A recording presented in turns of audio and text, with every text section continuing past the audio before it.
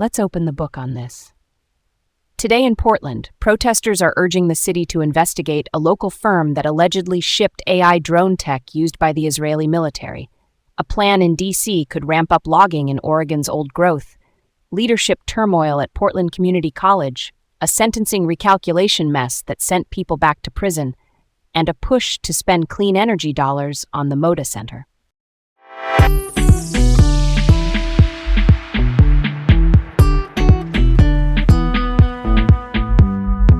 All right, let's set the stage for this one.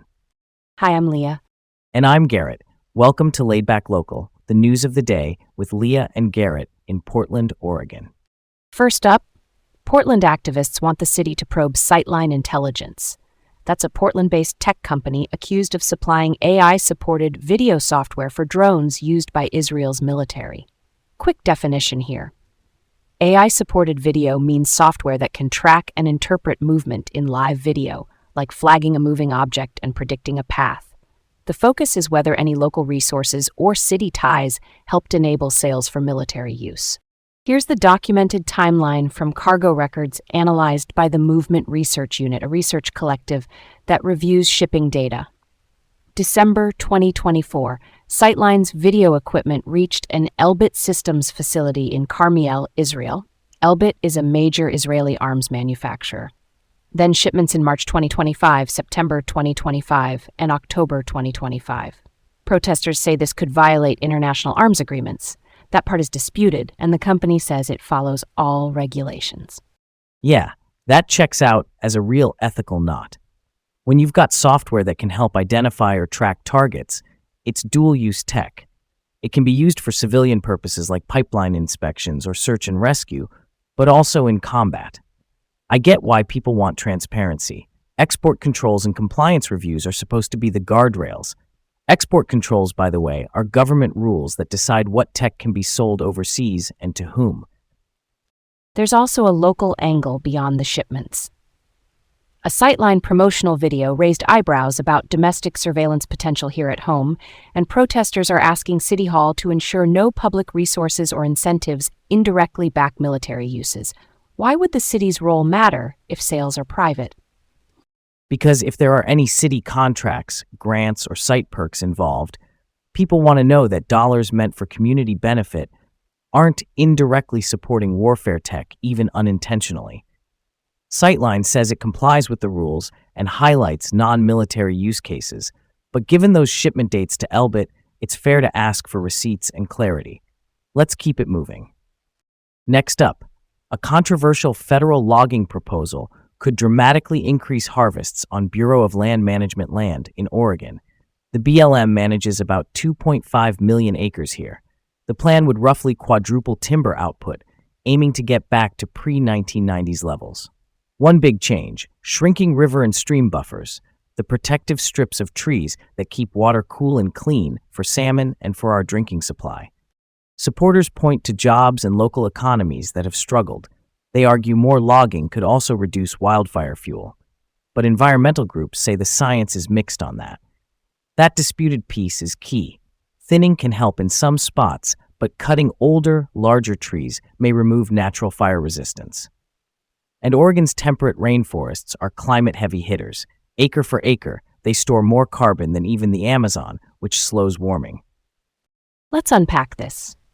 There's process news, too. The BLM filed a notice in February 2026 to revise its resource management plan, the long-term rulebook for how lands are used. A draft environmental impact statement is expected this summer. Think of that as a detailed pros and cons report. I'm worried about the salmon. Reduced buffers can warm streams and add sediment, which is a no-go for fish that need cold, clean water. And old growth holds carbon for decades. Cutting it now makes climate resilience weaker when we need it strongest. I hear you, and I get the small-town angle too. Mills closing hurt for sure. Maybe the sweet spot is targeted thinning near communities, leaving old growth and big trees standing and investing in restoration jobs. Not gonna lie, this one's got depth. Economy, ecology, and fire safety all tug at each other. Next up, leadership shakeup at Portland Community College. President Adrienne Bennings is resigning. She started in July 2022 and will step down in mid-May, with her last official day at the end of June. Her base salary was $345,000. This follows a historic 3-week strike by PCC unions in March and multiple ethics complaints. One alleges she steered PCC toward using a phrase trademarked by her private business. The board approved a separation agreement that includes a non-disparagement clause, which is language where both sides agree not to publicly trash each other. It also includes a letter of reference. Board member Kian Chuang voted against the severance.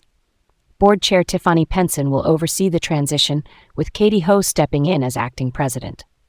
Meanwhile, PCC faces more belt-tightening. Another $21 million in cuts is projected for the 2027 to 2029 budget window.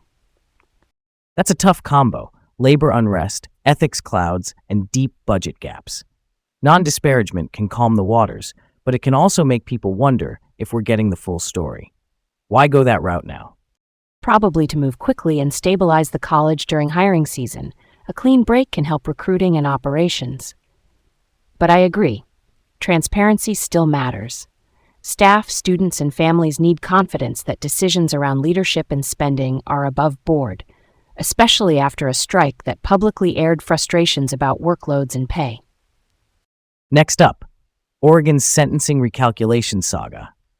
After an Oregon Supreme Court ruling allowed people to get credit for time spent in county jail before sentencing, more than 380 incarcerated people saw reductions, and nearly 40 were released early. Then, after prosecutors and some victim advocates pushed back, the recalculations paused and some sentences were restored. 17 people who'd been released were brought back to prison. That's whiplash. ODOC, that's the Oregon Department of Corrections, issued detailed information in April 2026 about how they were recalculating. Recalculation just means rerunning the math on a sentence with the new credit rule. The confusion shows how hard it is to change a big system fast. Court orders, data from counties, and release dates all have to line up precisely.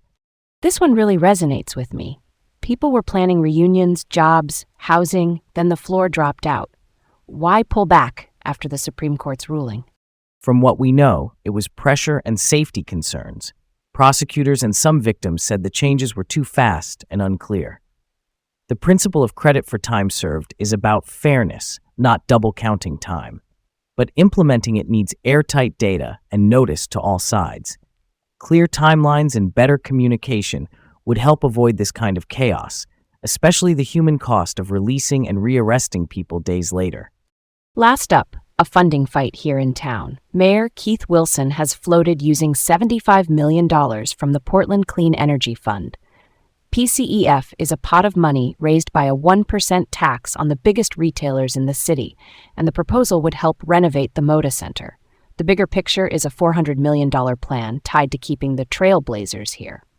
The flashpoint is that PCEF was approved by voters in 2018 to fund carbon reduction and climate justice projects, especially for communities most affected by pollution. Some council members and climate advocates say this would stretch the fund's mission. There are also non-disclosure agreements around renovation talks. NDAs limit what elected officials can share publicly. The fund has been bringing in around $200 million a year, more than expected, which is probably why it's become a tempting target for big civic projects. But whether an arena upgrade fits climate goals is very much disputed. I'm skeptical, too. If PCEF is for cutting emissions and delivering climate benefits in neighborhoods, the bar should be high and clear. If there's a case that upgrades would slash energy use at the arena and deliver community benefits that match the fund's rules, show the numbers publicly. Transparency and accountability are the only way this doesn't feel like mission creep. Speaking of which, let's bounce over to the close. That's the heartbeat of it. Thanks for tuning in to Laid Back Local, the news of the day, with Leah and Garrett here in Portland. Enjoy your day, stay curious, and we'll see you tomorrow.